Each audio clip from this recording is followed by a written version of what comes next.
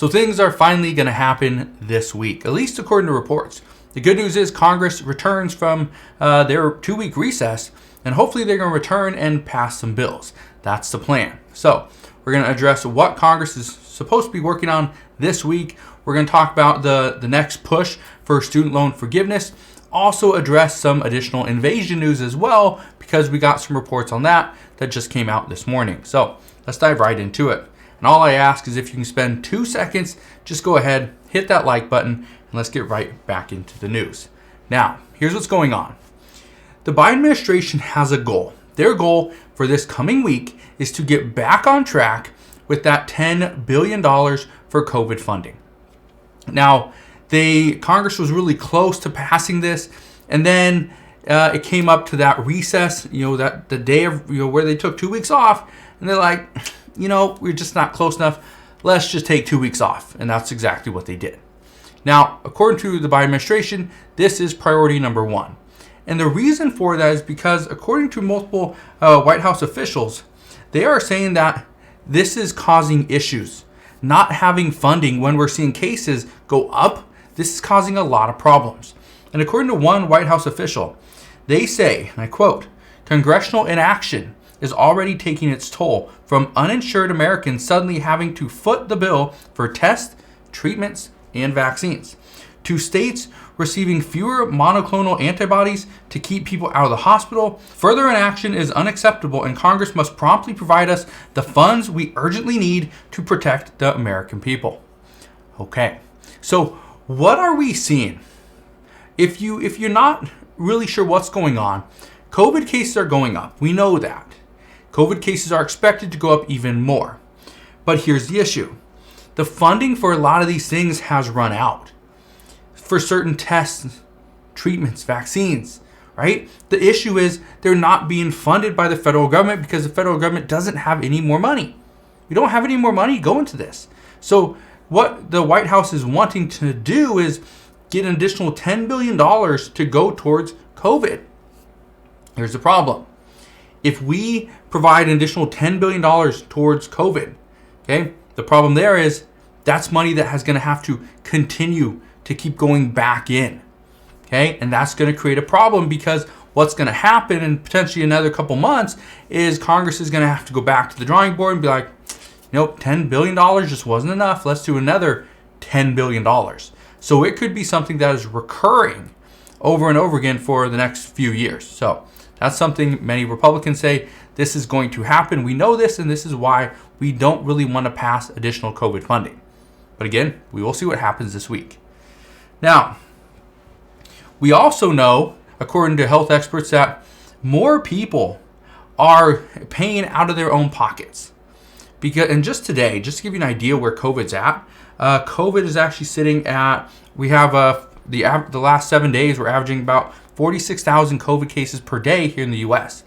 This is an increase of about 46.9%, okay, about 47%. So just understand that COVID cases are going up.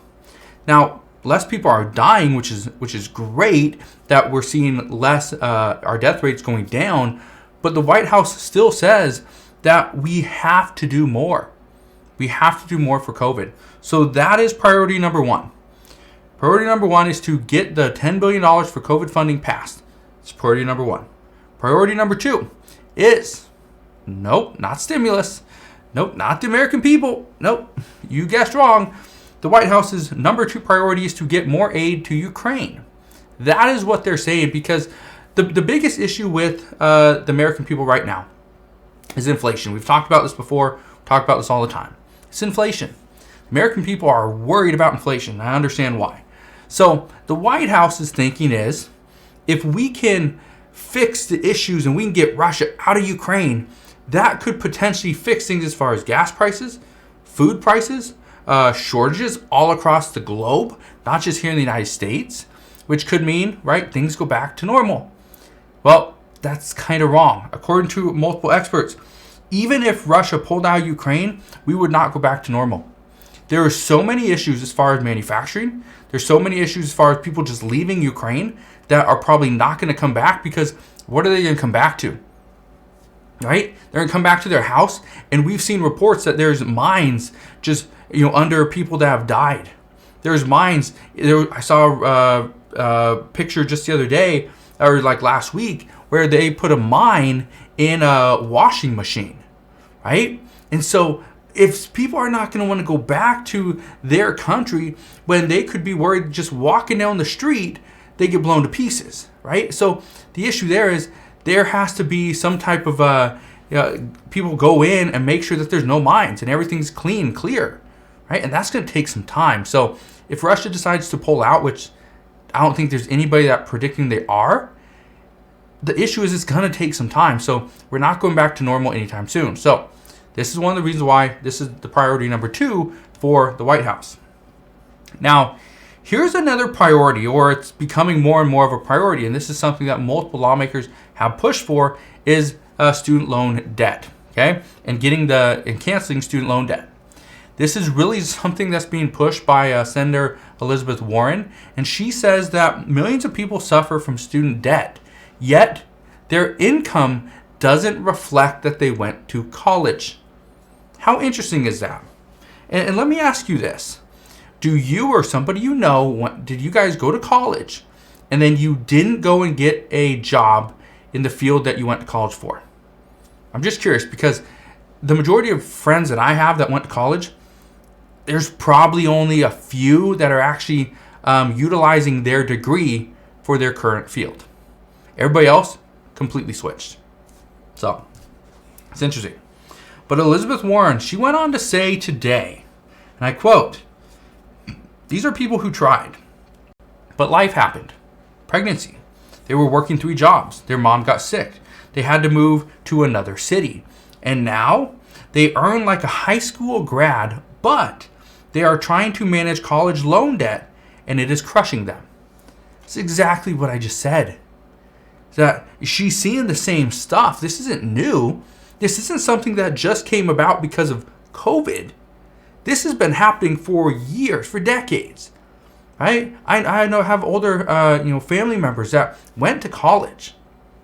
Yeah, I have friends that their parents went to college for, let's say, a degree in finance, but they have nothing to do with finance, right? They got one of my friends. His parents have, or his mom has an economics degree.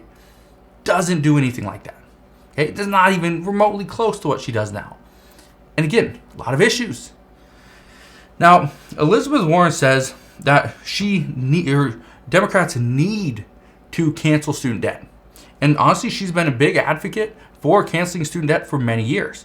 Some say that this could be the last time she is able to really push for it, because if Democrats don't get student debt canceled, then many expect they will lose during the upcoming midterm elections. That's what they're saying. So again, this isn't anything new. This is exactly what I've been telling you guys for the past couple months, is if Democrats don't come out of the woodwork and pass something, and it has to be something substantial, Democrats are going to lose. Republicans will take control, and that means President Biden will most likely not be in office after 2024. Okay? Because that's how tough Republicans are going to make it for President Biden. Now, I'm not saying go and vote for Democrats. I'm not saying go and vote for Republicans. All I'm telling you is this is what's going to happen. The predictions have, they're already there. The expectation, and this is kind of the reality we're going through at this moment. But that's not all Senator Elizabeth Warren's fighting for. Here's something else she's fighting for. Elizabeth Warren also wants to see Democrats, and according to her, get up off of our rear ends and do something to bring down runaway inflation. Here's what she had to say, and I quote, "We can't just rest on what we've already done. We need to be fighting going forward. There are things that the American people elected us to do, and we still need to get out there and do them."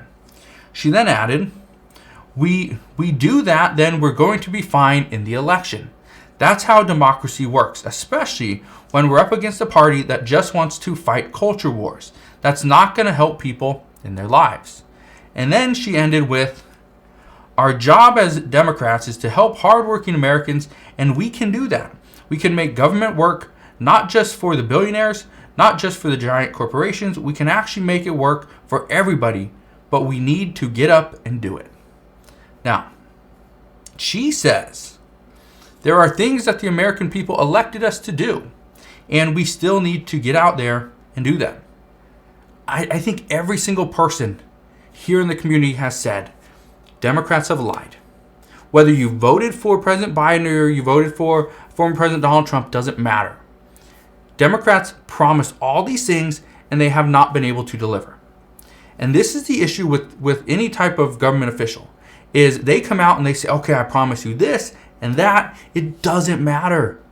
Even President Biden, who has a lot of power, he can't get stuff passed because Senator Joe Manchin, a senator who's not even as high on the totem pole as President Biden, he says, no, I'm not going to vote for it. And so the whole bill's dead.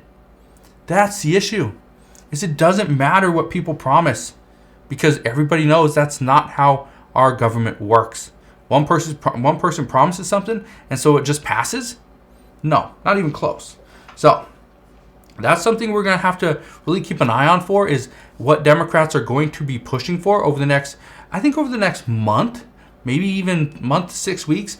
We're going to see a lot of changes. We're going to see a lot of flip-flopping. We're going to see some back and forth negotiations. But again, I will be here every step of the way. And lastly, let's talk about the next move from Russia. And I want to bring this up because just this morning, according to multiple reports, the U.S. and Ukrainian officials are now discussing the increased possibilities that Russia could potentially try invading Moldova.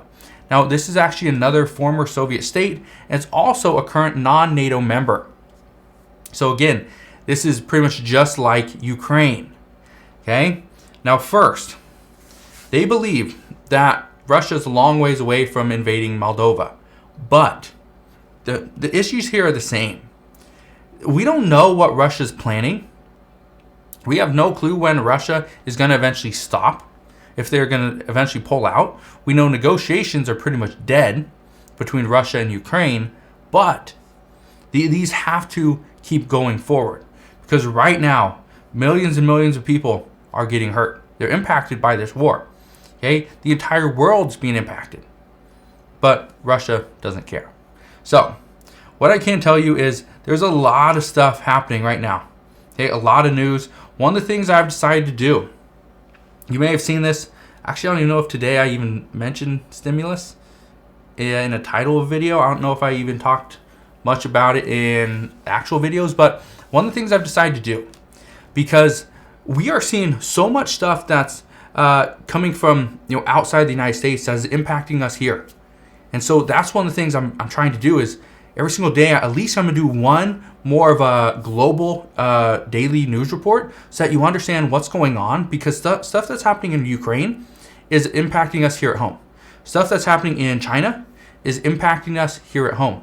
Stuff that's happening in Mexico and Canada is impacting us here at home. So again, I will keep you updated on everything that's going on. All you got to do, make sure you hit that like button on certain videos that you do like, and make sure you click that subscribe button so you never miss an update. But that's all I got for you guys today. Thank you guys for watching. Hopefully you have a wonderful rest of your Sunday. Have an incredible week this week as well, and I'll see you guys on the next one.